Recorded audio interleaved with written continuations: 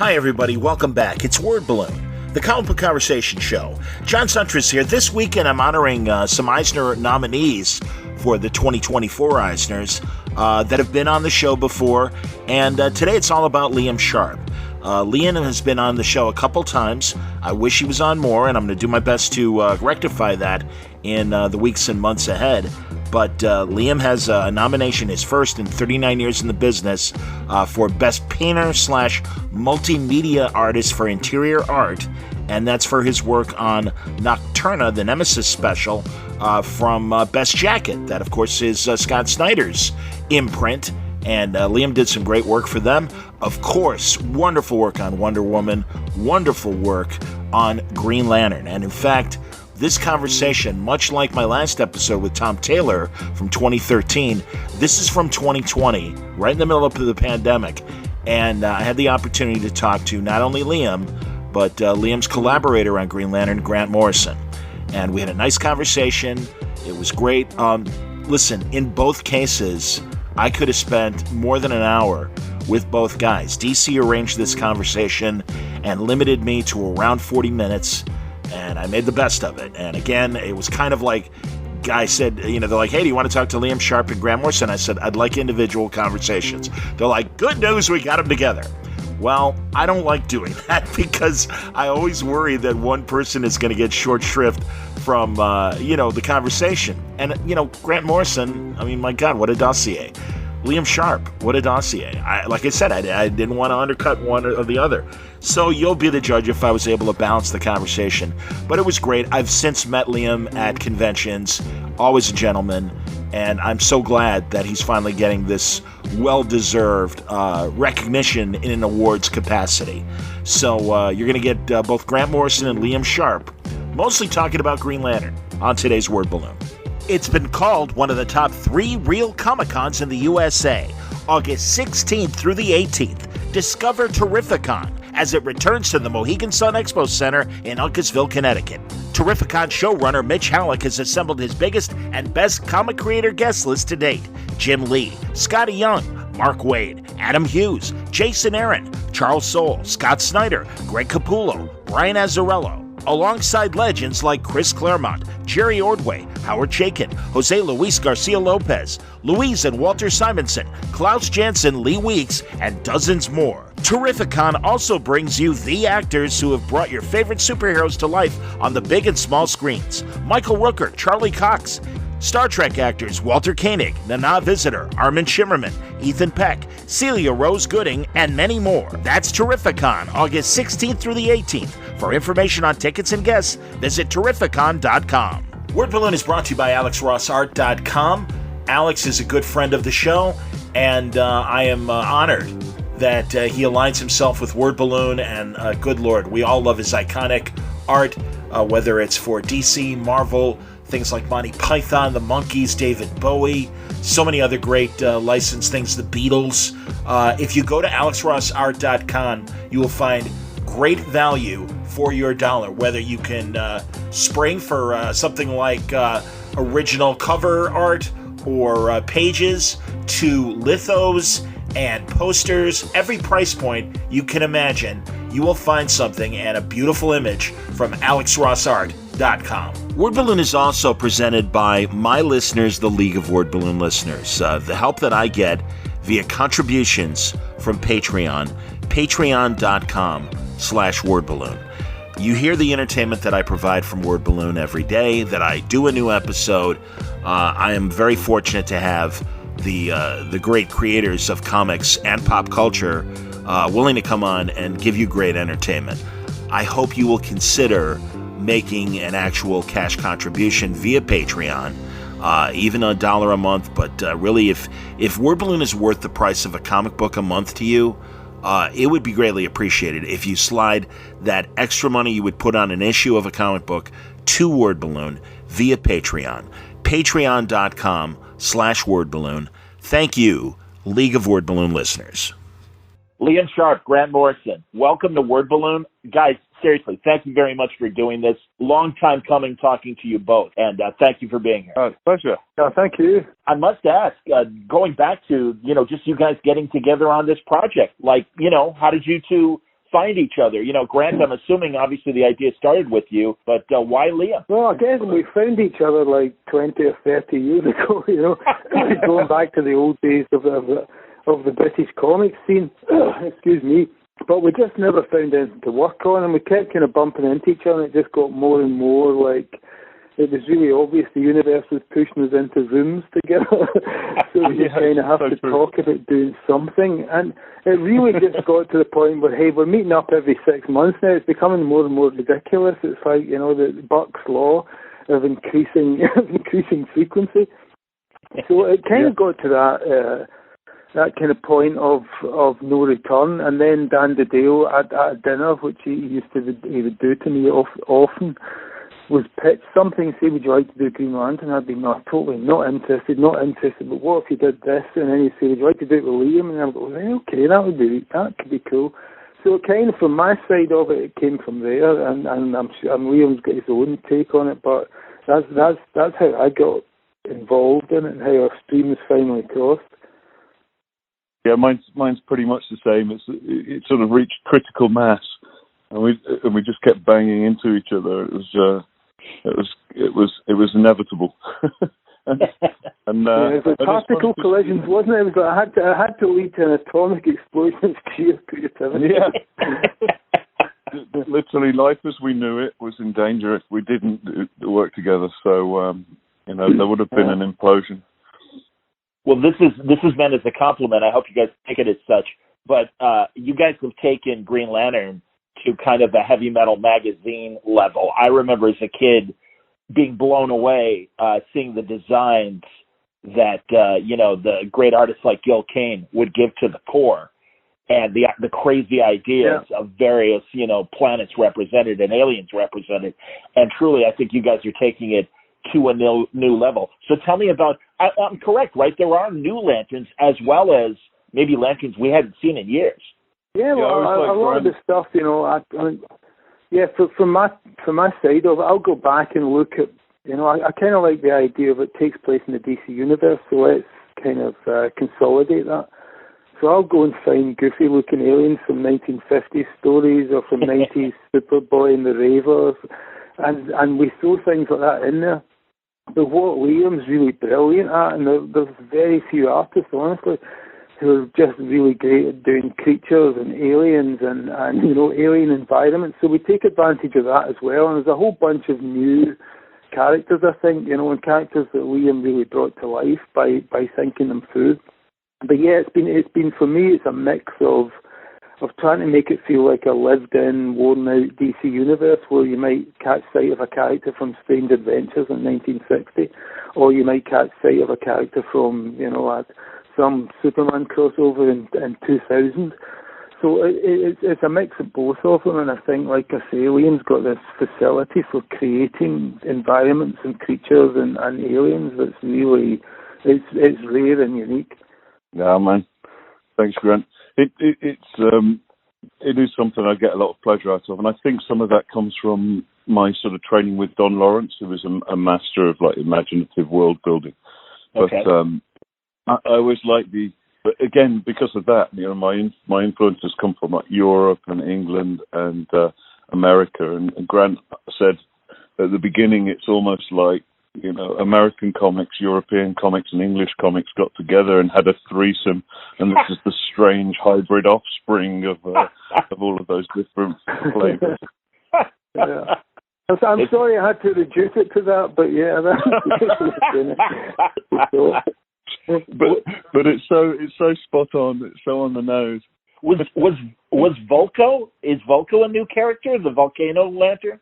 No, he's quite an old one. No, he was a guy created by. You want to take it up, Liam? He was created by Kevin O'Neill, I believe, and Mike Barr, or was it one of the other ones? Yeah, wow. Yeah, it was Kev's version that I saw first, so it was great when he appeared in it. But we did talk about how. Yeah, or it might have been Joe Staten. I mean, I don't know. I want to make sure everyone gets their due, but it was from that era. Yeah. I just love the design. I love the crazy lanterns. like that first story where Gil Kane does the vegetable guy and he does the crystal guy. Yeah. The first time you'd seen those those alien lanterns. And I just love that aspect of the series where you have these completely alien characters, and they bring so much to it in terms of character and design.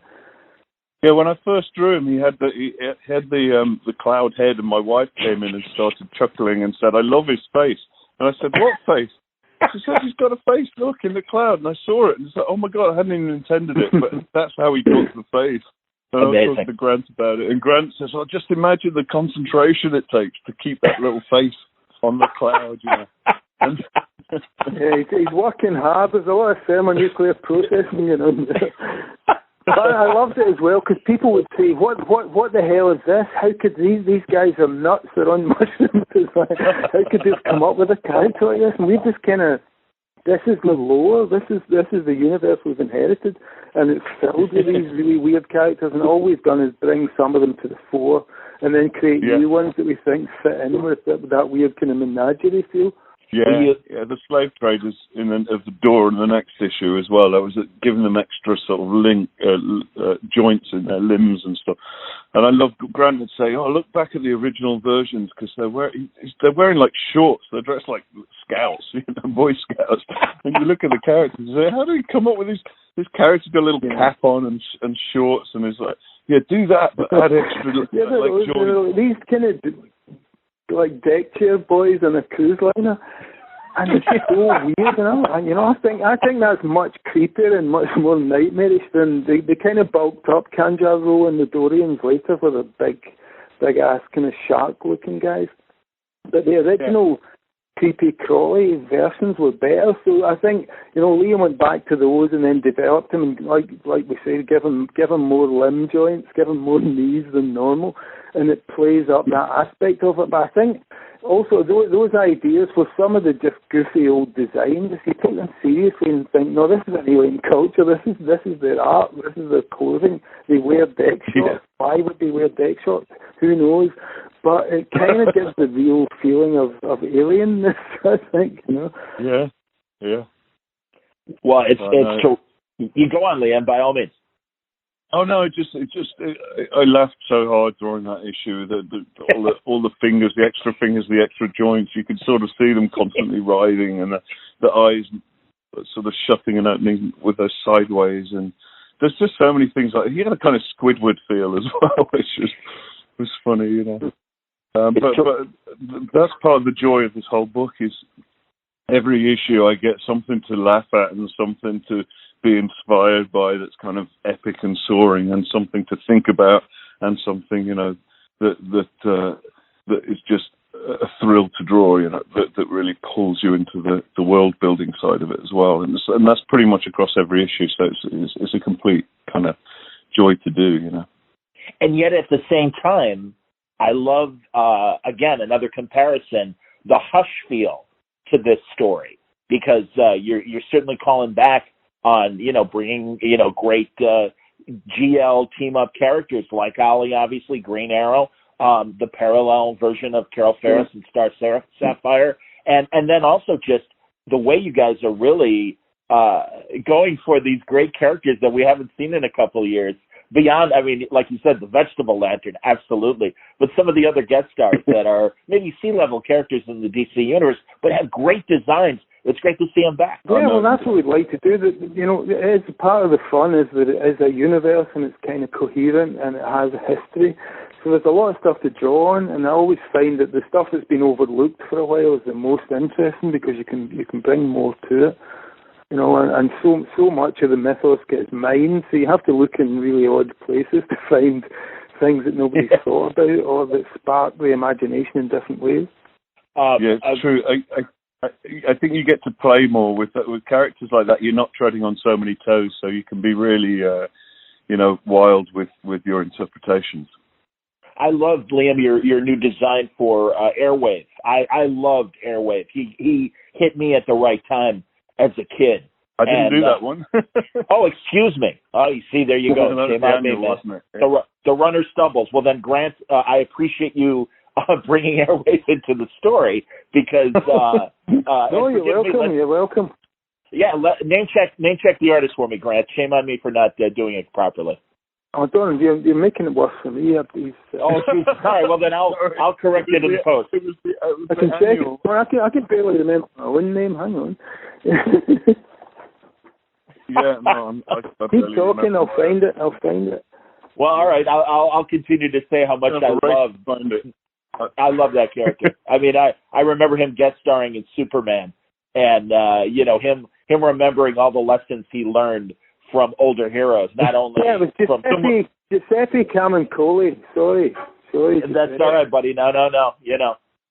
No, someone said to me, "Oh, it's but no. I like those old kind of characters who hang about the corners and still have their costumes, and they haven't done anything for a while. Because, like Liam said, you can do things with them. You can modernise them in ways that the really iconic characters can't ever really be modernised. Well, and also just the idea of it, the story kind of ending back at home, and where you take Hal from being uncomfortable on Earth, obviously much more comfortable in his role as Green Lantern space cop, and then having to face this final story of your first 12 issues or 10 issues, excuse me. I think 12 issues. But yeah, bringing him back home and having to solve a problem, and that the Jordan family had to solve it.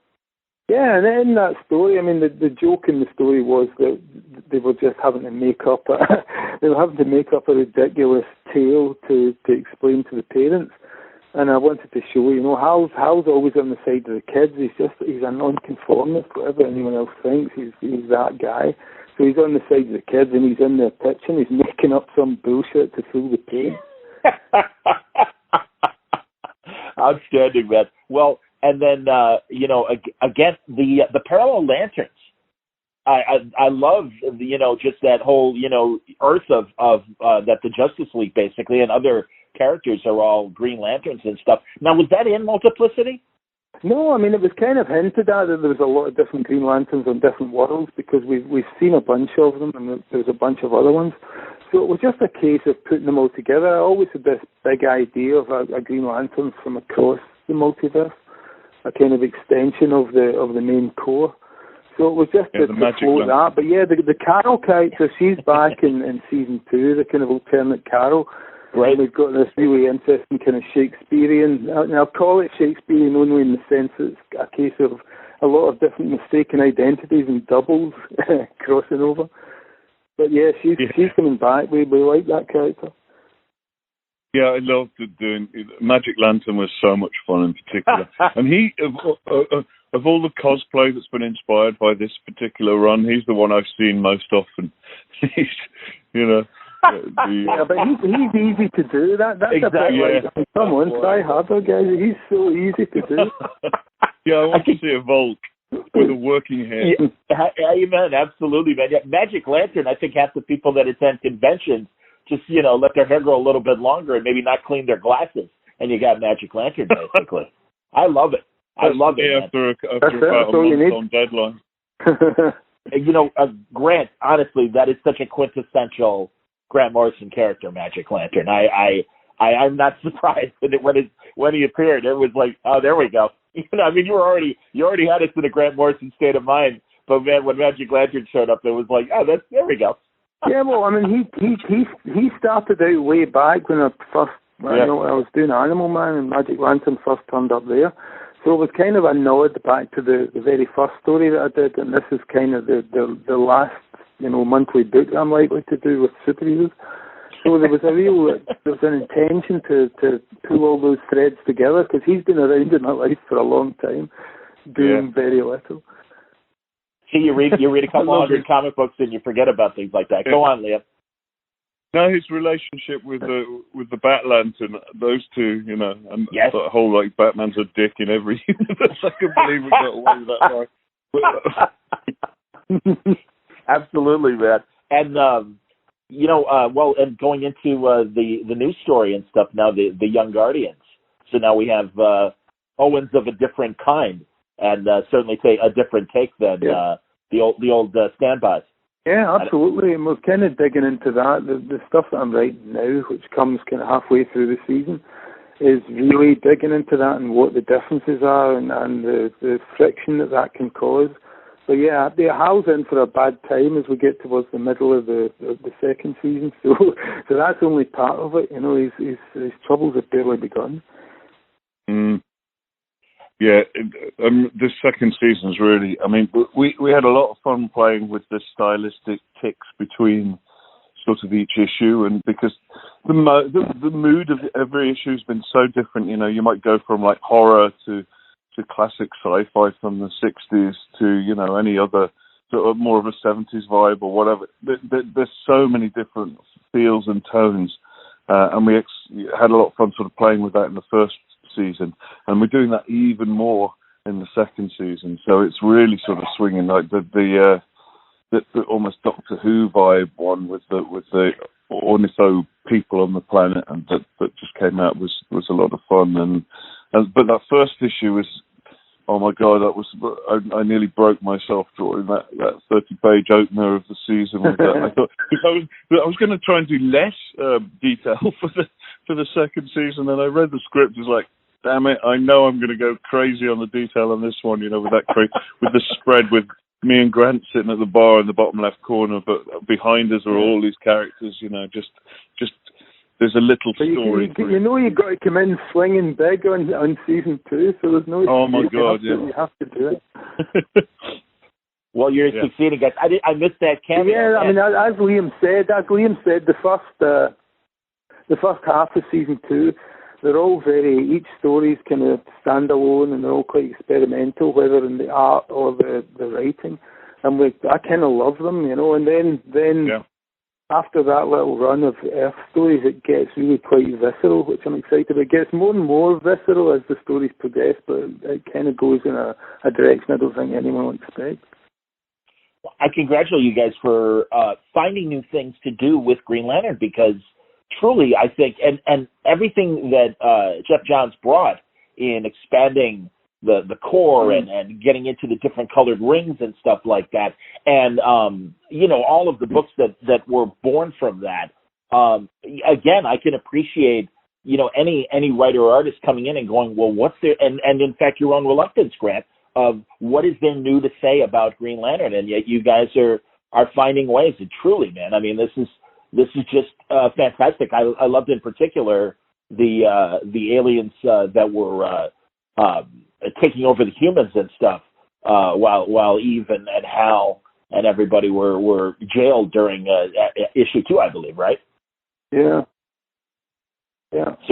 So yeah, I mean, just definitely. I mean, I'm glad we found out a way to do it. But honestly, I look at Jeff's stuff and it's just my heart breaks, because I'll be like, oh my God, he's just got everything. This is so perfect, and and he enhanced the franchise so much. So you look at that stuff and it kind of, I'm like, oh my God, how can you possibly do something beyond this? And I don't think you could, which is why we really chose to make it more small scale. Ultimately, it is just procedurals, it's domestics. There's a squabble between two people. There's some creature has lost another creature. So all the problems are kind of small scale, but the beings and the entities that Hal Jordan is dealing with are on this epic cosmic scale. And I think that's what gives it the different flavour. That's what we went for, because we just couldn't. You can't get past the monolith as Jeff Johns' Green Lantern, because it's so immense and so thorough in its examination of that character. Yeah, it's true, and I know Jeff's really enjoying what we're doing too. He mentioned it to me when we bumped into each other in LA a while back, and I think he's just appreciating that it's a sort of complete left turn from what he was doing, rather than trying to, tag an extra thing on or another chapter or pulling from that. I think it's funny that because Grant says, we went small, but in going small, it still almost became its own kind of epic, because we're hopping around planet and planet, and it's got for me anyway, although the sort of monolithic connection of what he did with the core and the Green Lanterns and everything is unavoidable, for me it feels like we've given it space, if you know what I mean. It feels like a massive universe rather than a massive story. Absolutely. Yeah, man. I mean, again, not just in our universe, or I should say, not in just the DC universe proper, Earth 1 or Earth 0. I'm not even sure these days, post-Rebirth. But yeah, man, I mean, all these alternate universes and stuff. Another character, and I loved the design and the idea of it, is the Magic Lantern, kind of your, Radio Lantern. I'm looking at my list. Radio Lantern, kind of a Batmite for Green Lantern, huh? Well, he was a kind of a follow-up to a story that I did with Mark Miller back in the day in Flash, when we took over for a year for Mark Waid, while for some reason Mark Waid took over for me in Justice League, and we were trying to have less work, but we both ended up with more work. But yeah, Mark and I did a run on Flash, and there was a character in there who was slightly based on the Sonic the Hedgehog thing called Crackle. And he was a super speed character who had to race the Flash. So I just figured we'd created that radio world back then, and I thought, well, that'd be fun, especially in our first issue, we wanted to show the scale of the Guardians operation, and that it's happening all across the spectrum. We didn't want to use all the different Spectrum characters that Jeff had created, but we at least wanted to hint at that, and to hint at something wider, whether it's ultraviolet and invisible spectrum, or on giant scale or on microscopic scale, that the Guardians operate on all of these scales. Or even rumours that spread by word of mouth, even those ideas. Yeah. But that Flash run was amazing, Grant. I was a huge fan of what you guys did on that. A couple other elements that I imagine you're going to explore in the second season. These antimatter lanterns that we saw at the end of season 1. Obviously, that's coming back. And, man, that's kind of, again, an interesting tie to the whole Crisis, concept and everything, and Final Crisis in particular, right? Well, it's to try and tie into the feeling of all of that, the sense of constant alarm in the DC universe. And so, yeah, we're building up to a bunch of things, and obviously the antimatter guys are coming back, and Carol Ferris from Earth 11 has come back. Okay. There's a whole bunch of stuff. We're kind of trying to tie up every single loose end or plot line that may be left dangling. So yeah, the whole idea is to make it pretty complete, that when you read these, 2 seasons, it'll be a pretty tight story on its own. I wanted to ask you about a couple of stories beyond the Green Lantern stuff. And Liam, your collaboration with Greg Rucka on Wonder Woman, that was spectacular, man. Really, really great stuff. Thank you. Tell me about that run in particular, because, obviously, different character, different feel, absolutely. Oh, it's a delight working with Greg. It's just, it's completely, Greg's way of telling the story is very character-based and sort of almost a slow burn. It's much more dialogue-driven and character-driven. So it was, for that one, it was all about, really getting inside Diana's head and finding out about Themyscira and her origins and all of that, especially with the back and forth with Nicholas Scott. Whereas I think with the Green Lantern, it's just thunders along from issue to issue, almost page to page sometimes, or even panel to panel. It's like whole stories that you'd see. You could write a whole 4-issue miniseries around a single panel that we've drawn in some of the issues. So it has got a very, very different vibe and pace and energy to it. And a completely different mindset. I absolutely adore working with Grant because, as I say, every single time I get a script, I'm I get the biggest smile by the end of it. Sometimes it takes a little while to pull all of it together in my head to see where he's going, because he's so far ahead of us in his thinking. I have to try and catch up with him. But I just find it really exciting. I'm going to be very sad when we eventually come to the end of it, but also satisfied, and I'll probably sleep for about 2 months. Great.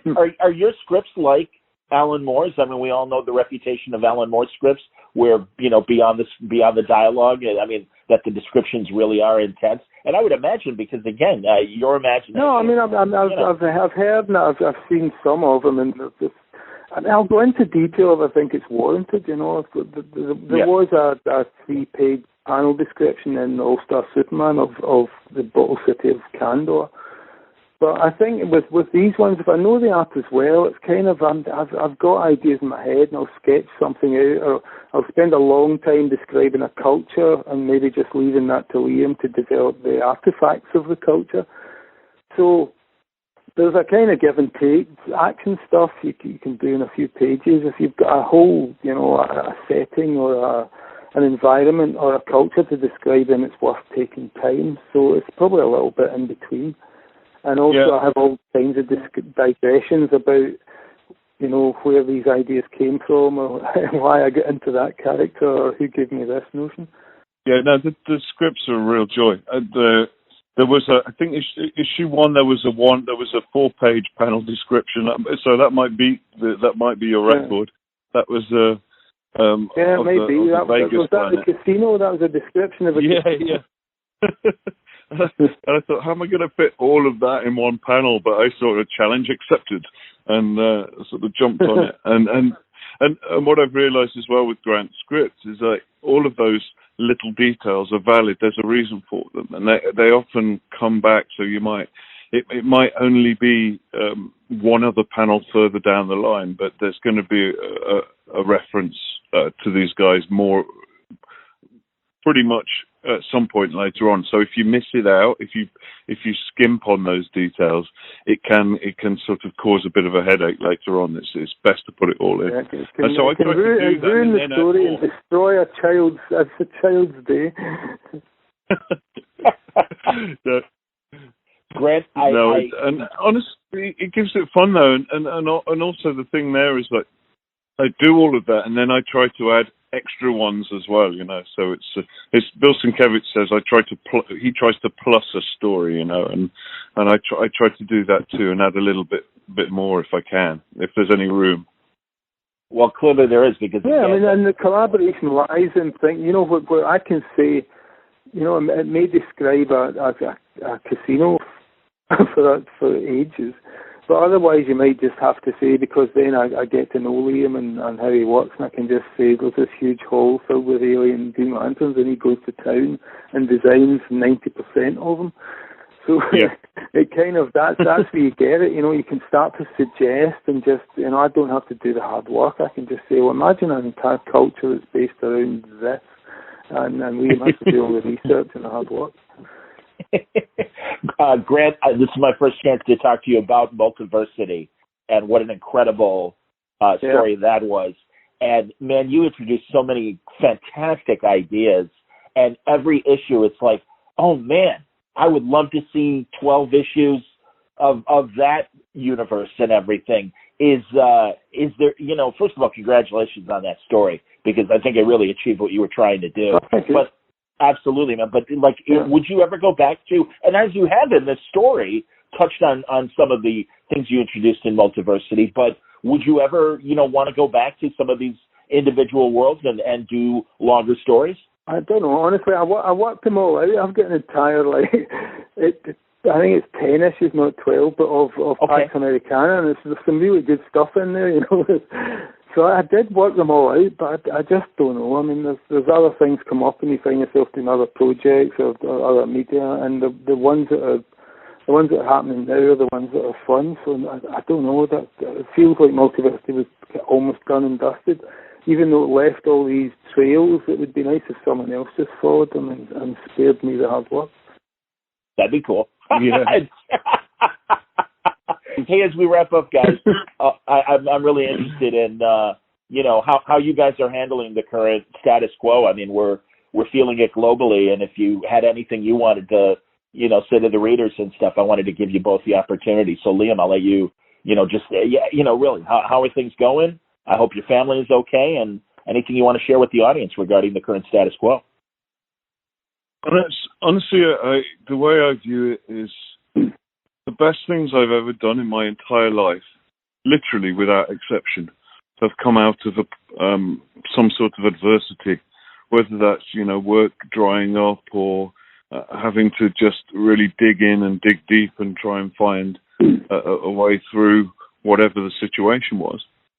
And that has that's sort of given rise to 2 publishing companies, 3 novels, and projects that are very, very sort of close to my heart. And they all came in times like this when you're challenged. On the other side of it, it's brought my family together. So my son had moved to San Diego, and he'd literally just been there for 6 weeks and started work. And obviously that work didn't pan out. Now he's home again. So we're making the most of all of us being home, and we're having fun doing. In England, they have a thing called Desert Island Discs, which is like, so you pick 8 of your favorite tracks, and so on a Friday we'll have pizza and beer and pick 8 tracks and put a playlist together, and and basically have fun like that. And it's nice. We're making the most of it, of just being together, and I'm making the most of just taking the opportunity to follow up on some other dreams, the because I love to write too. It's a big passion, so I'm writing a bit and just making the most of it. And what else are you going to do? You either grab the moment by the horns and take an opportunity to use the time of not being able to go anywhere, or you just despair, I think, and that's not really an option. Yeah. Grant, any thoughts? Grant? You first, don't you go? How are you doing? How have you been getting on first? Me? I'm doing okay, man. I'm doing the same thing Liam is. Honestly, I'm expanding the podcast, doing some live streaming, working on some projects. I really want to do a narrative storytelling podcast, and I'm a boxing guy. I actually covered boxing for 16 years in print and broadcast. Oh, that's cool. And I really think that period after Joe Louis's retirement, when the mob really took over boxing up until Ali, when Ali beat Sonny Liston. I think that's a fascinating period, and it really is the Sopranos meets Quiz Show, meets Rocky in a lot of ways. And I think there's a true story there to be told. So that's kind of something I'm buzzing with. So that's it's an interesting period. Like you say, it's a period people don't visit. It's a place to look that's got interesting stuff going on that most people don't think about. Yeah, man. So how about you, Grant? I hope everything's going okay. And here, honestly, we're doing good. But I live in the country, so it's kind of business as usual. My entire life has been in social isolation, self-isolation. That's how it is. So it hasn't been so hard as it's been on other people. I think it's the people are on the front line, like the working people, the care workers, the working poor. They've got a totally different version of it. The rest of us who are at home and working can almost have a utopian hopeful. I think it's great that people are getting together and being kinder to one another. Agreed. But on the actual streets, on the actual front lines, it's quite hellish. So I think the best thing we can do is think about the people who are really out there on the front lines of this, who are protecting the rest of us from the worst of it, and just everyone should just try and keep themselves and their families as safe as possible. But really, there are people out there in it who are dying, helping other people who are going to work in the bus in the morning where no one's wearing masks, where there is no protection, and they're seriously, it's genuinely frontline stuff, and those are the people I think we should be thinking about and applauding. Amen, man. Yeah, absolutely. I was just going to say, it's great. In England, we've got a friend whose daughter's a nurse, and he was just saying how emotional it is because every Thursday that everyone's out in the streets just banging their pots and cheering and clapping. Yeah. The workers and the care workers in the NHS and anybody who's sort of on, as Grant said, on the front line, and it's become quite a sort of thing, And I find it quite fascinating and heartening that there is this. It's now become a ritual almost. I'm sure something like it in America and everywhere else will arise, but it's a ritualistic thing, and people are spontaneously out on the streets, banging gongs and yelling and clapping for what is essentially a huge nurturing, caring spirit. And I find that kind of fascinating, especially when the churches of the old gods are vacant right now. That people are spontaneously applauding a much more nurturing spirit, a much more caring and kind of spirit. It's funny that we haven't got it here, but I'm hearing from because we've still got our old house in Derby, and they call it like the Five Streets. It's a community of just this community basically of 5 streets, and they're doing things like they're doing all the houses getting window boxes full of flowers. And they're beautifying the streets and making it so that anyone looking out the windows is just seeing this eruption of color and light and life, even though they can't go anywhere.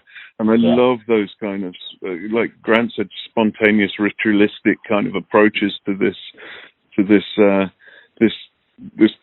weird time we're in, and it is a community thing. Yeah. No, I agree. But as I always say, I think that to focus on the community aspect, I think that's the main thing is that if this can foster a sense of community, because it really isn't any alien invasion, there is an aggressive organism attacking the entire human social body.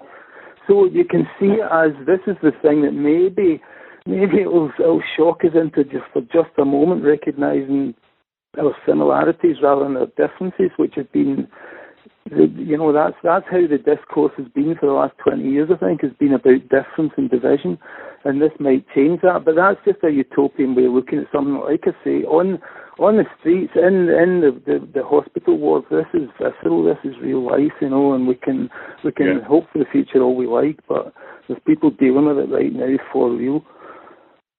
Yeah. Agreed, man. Yeah, and I've got friends in the healthcare profession here in Chicago and in the States that are really literally face to face with this thing. And but again, I think Liam, I agree with you, man, that it is times of despair that a lot of creatives sometimes come up with their best work. And certainly, guys, you guys started one of your best works prior to the current status quo. It continues now. I know that Diamond is on pause. We're looking forward to Chapter 3 of Season 2. But I can't thank you guys enough for coming on. And I hope we can talk more in the future. Liam, I'd love to talk to you about your novels.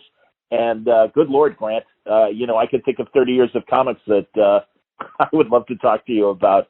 And it's truly a genuine pleasure. There's a bunch of stuff we could talk about, I'm sure. Yeah, man. Chat all day.